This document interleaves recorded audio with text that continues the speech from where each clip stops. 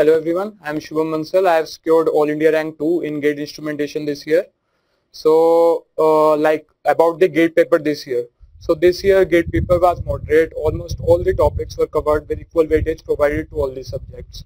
So how did I attempt? I started attempting 1 marks questions first and then went on attempting 2 marks questions. I marked the difficult questions for review. Then I attempted aptitude questions and finally solved the difficult questions which I marked for review at last. So what I believe is I believe smart work, practice and patience are key for success in GATE exam. So I prepared, like I gave GATE exam before as well. So I just needed to brush up my previously learned concepts.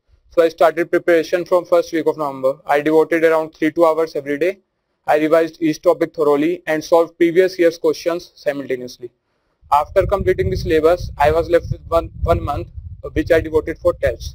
So I joined GATE Forum test series, which proved to be very helpful as it was very similar to actual GATE exam. Statistical analysis of my performance and video solutions are very unique features of GATE Forum test series. After attempting the test series, I was confident enough of cracking GATE. So for all the students who will be appearing in coming years, I would say to download syllabus first. Be thorough with each and every topics, attempt previous years and revise them regularly.